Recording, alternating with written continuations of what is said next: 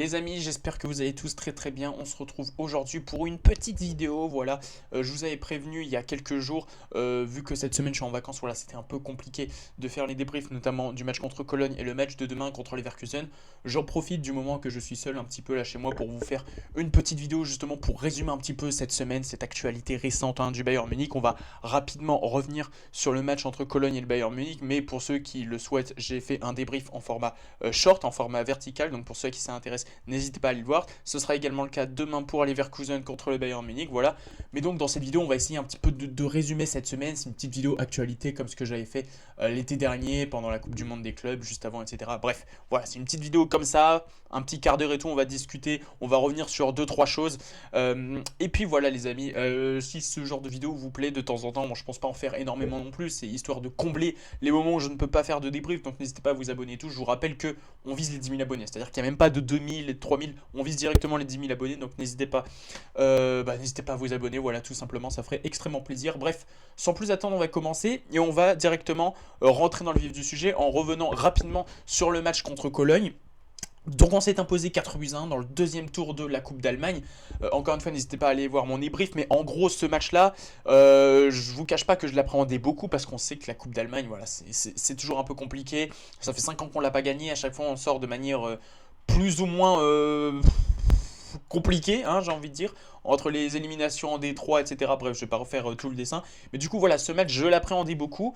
Vincent Kompany a littéralement mis le 11 type. C'est-à-dire que vraiment, tous les titulaires étaient là, sans aucune exception. C'était vraiment l'équipe type qu'on peut potentiellement aligner contre le Paris Saint-Germain mardi prochain.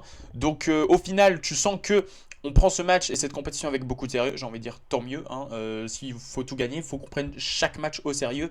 Et cette Pokal en fait partie. Mais honnêtement, les gars, la première mi-temps, c'était dur. Franchement, c'était dur. Je me suis dit, mais vraiment, c'est pas possible.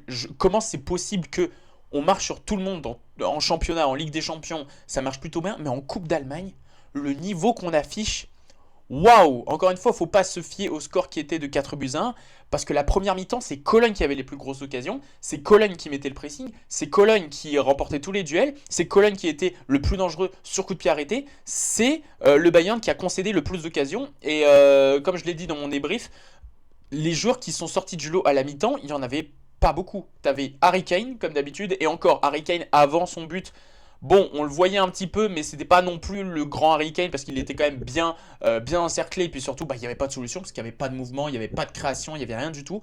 Mais bon, le but qu'il va mettre quand même, c'est derrière, ça va lancer son match. Et encore une fois, Harry Kane, je crois, a été élu homme du match. Et le début de saison qu'il fait, encore une fois, j'ai l'impression de le répéter à chaque fois, mais c'est phénoménal. Donc c'était Harry Kane, Konrad Leimer, comme d'habitude, Konrad Leimer qui, lui, par contre, est le seul qui va créer le danger. C'est-à-dire que sur les deux buts, c'est quasiment lui qui est à l'origine à chaque fois. C'est délirant. Et Jonas Surbich. J'ai eu un peu le seum de ne pas faire le débrief parce que je n'ai pas pu parler de Jonas Surbich. Mais les gars, Jonas Surbich, le match qu'il nous a sorti, qu'est-ce que ça fait plaisir. Ça fait plaisir de fou parce que on avait quelques doutes et tout en début de saison. Voilà, on savait pas, on sait pas trop la situation de Manuel Neuer, s'il va encore prolonger ou si c'est vraiment sa dernière saison. Du coup, on se posait des questions pour savoir est-ce que Jonas Surbich ça va être un élément sur qui il va falloir compter en poste de gardien pour l'après Manuel Neuer, ou est-ce que vraiment il n'est pas au niveau. Entre-temps, il a eu sa blessure, donc il n'a pas vraiment débuté cette saison. La dernière fois qu'on l'a vu, c'était en début de saison dernière, vraiment où il a enchaîné les matchs. Là, bon, évidemment, Manuel Neuer était suspendu vu que la Coupe d'Allemagne, il a fait une connerie l'année dernière, ce qui l'a coûté un carton rouge.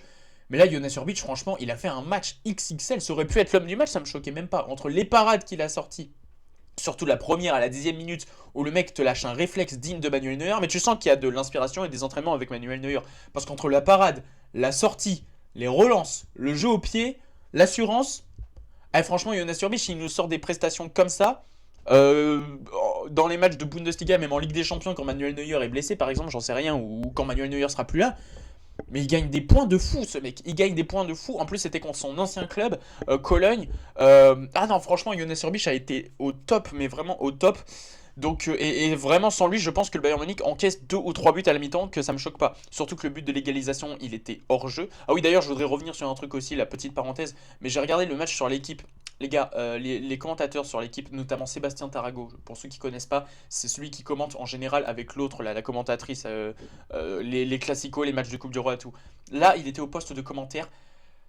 Va falloir qu'on arrête les personnes qui prennent parti pendant un match. C'est-à-dire que, oui, le but de Luis Diaz a été hors jeu, il y a eu une faute d'arbitrage, mais il n'y a pas de VAR avant les huitièmes de finale en Coupe d'Allemagne. Ça, c'est quelque chose que, voilà, on sait depuis la nuit des temps, c'est comme ça. Il y a eu une erreur d'arbitrage. Tout le long du match, ils n'ont pas arrêté de répéter que le but du Bayern n'est pas mérité, qu'il y a une faute d'arbitrage, etc. Et tellement ils l'ont répété, ils nous ont fait passer la victoire du Bayern Munich comme une victoire qui n'est pas méritée parce qu'il y a eu cette erreur d'arbitrage. Sauf que l'erreur d'arbitrage, elle est arrivée au moment où il y avait un partout. C'est-à-dire qu'à un partout, il y a encore beaucoup de choses à jouer. Après, oui, il y a eu le deuxième but et tout, mais après, c'est Cologne qui, à cause du pressing du Bayern Munich, notamment en deuxième mi-temps, n'a pas su se réveiller, a été mis sous pression, a craqué et tout. Mais à croire que c'est vraiment cette erreur qui a vraiment coûté le match de Cologne. À 1-1, t'as encore la possibilité, et ça s'est vu encore après, à 1-1, c'est loin d'être terminé, surtout quand c'est en première mi-temps. Ça, c'est le genre de truc qui me saoule, sans compter à chaque fois que Cologne avait une action, le mec se mettait à gueuler et il disait presque putain dommage qu'elle soit pas au fond. Et côté Bayern Munich, bon, ça s'extasiait, mais pas trop non plus. Moi, j'en ai marre de ce genre de commentateurs qui prennent parti et tout, et qui insistent sur des faits. Bon, oui, c'est des faits de jeu, ça arrive. Ça arrive. C'est des faits de jeu. C'est pas la première fois qu'il y a des faits de jeu. Mais c'est pas pour autant que derrière le match va prendre une tournure complètement inattendue. Il n'y avait que un partout. Enfin bref, ça c'était la parenthèse. C'est un truc vraiment qui m'a saoulé. Donc bref. En ce qui concerne la première mi-temps, d'ailleurs, Kane va mettre un but incroyable.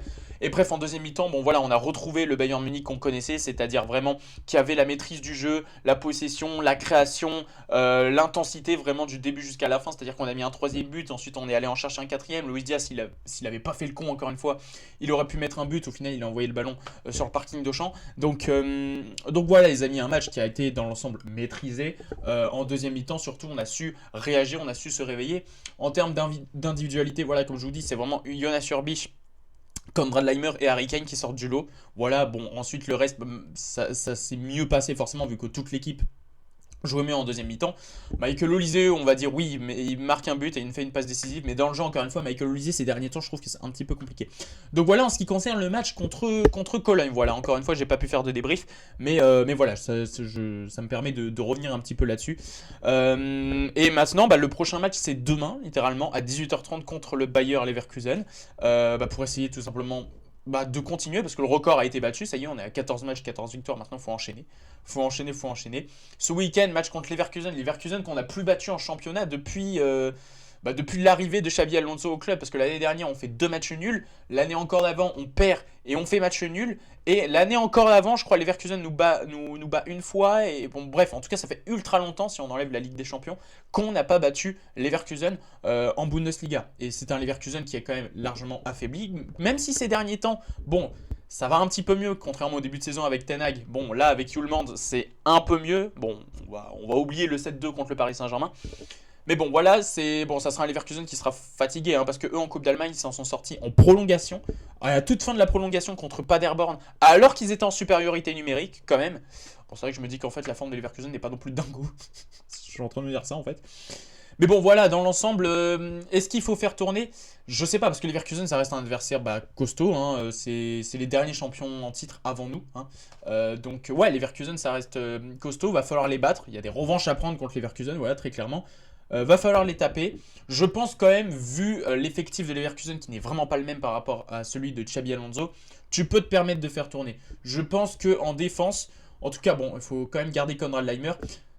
Il faut peut-être garder Joshua Kimmich, parce qu'encore une fois, quand on enlève des cadres, c'est un peu plus compliqué. Mais j'ai envie de savoir, si on enlève un cadre comme Laimer ou Kimmich, vraiment, est-ce qu'il y a une différence flagrante?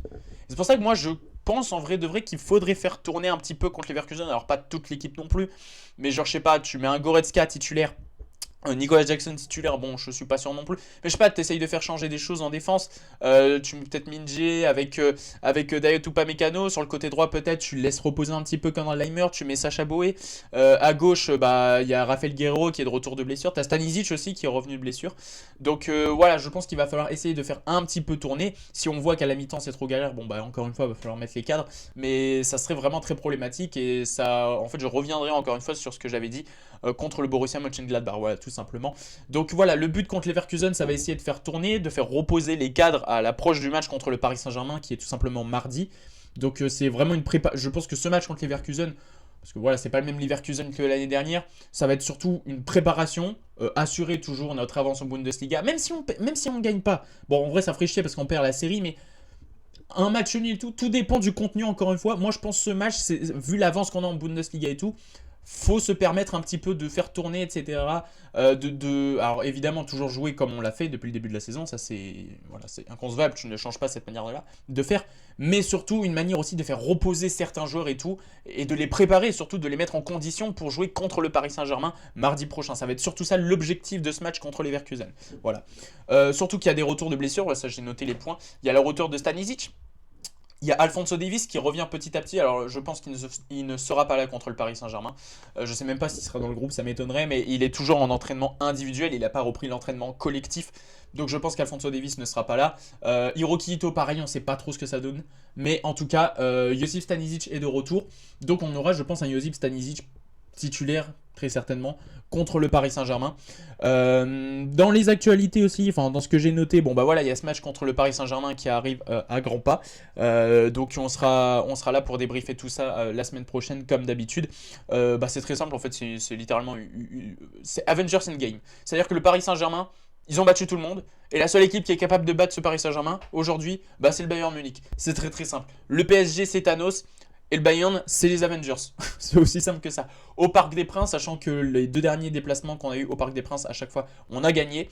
Sur le score de 1-0 en plus de ça, donc les matchs au Parc des Princes, c'est toujours compliqué. Le PSG, c'est les champions d'Europe en titre. Malheureusement, ils ont perdu Désiré Doué ce week-end contre l'Orient, donc ça fait un peu chier, mais bon. Bon rétablissement à lui, mais il ne sera malheureusement pas présent contre nous mardi prochain. De notre côté, on n'a pas eu énormément de blessures. Tant mieux, j'ai envie de dire, parce que Davies et Moussiala, c'est suffisant. On croise les doigts pour qu'il n'y ait aucun blessé contre les Leverkusen. Ça, c'est vraiment la crainte numéro 1 presque vraiment de ce match. Mais voilà les amis, je crois que j'ai fait un avant-match sur la chaîne d'Alan, il s'est sorti aujourd'hui, donc ceux à qui ça fait plaisir, n'hésitez pas à aller le voir, on parle de ce match pendant 30 minutes, et puis de toute façon on sera là en débrief comme d'habitude pour réact à ce match-là, et j'attends évidemment tous les supporters parisiens qui seront sur mes côtes comme d'habitude. Et la dernière information que j'ai notée, alors c'est une petite information mercato, j'ai vu que le Bayern Munich était intéressé par un jeune latéral qui joue à Feyenoord qui s'appelle, je pense que je vais écorcher son prénom, mais Guiveiro, je pense que ça se dit comme ça, Guiveiro Reed, R-E-A-D. Il a 19 ans et tout, je ne connais pas du tout parce que je ne suis pas le championnat néerlandais, et je ne connais pas du tout ce joueur. En tout cas, si le Bayern Munich était intéressé, c'est pas pour rien, j'ai envie de dire, s'ils ont la vision comme ils l'ont eu avec Alphonso Davies quand on l'a recruté, moi je prends les amis, et en plus de ça, on le sait que à droite c'est là où on a besoin vraiment de se renforcer pour faire de une souffler Konrad Laimer qui n'est pas latéral de métier, même s'il apporte énormément. Il faut aussi quand même qu'il exploite son jeu quand il joue à son poste. Sacha Boey, on sait que c'est un peu délicat, donc ouais, les latéraux ça fait littéralement partie de notre priorité, et si on a la vision sur une jeune pépite comme on l'a eu avec Alphonso Davies, encore une fois, ça ferait plaisir. Donc voilà les amis, pour cette petite vidéo actualité, j'ai fait le tour, je pense que voilà, 13 minutes c'est largement suffisant pour revenir un petit peu sur tout, sur le match contre Cologne, sur le match contre les Leverkusen demain, sur le match contre le Paris Saint-Germain aussi. Donc voilà les amis pour cette petite vidéo chill actualité un petit peu comme ce que j'avais fait l'été dernier.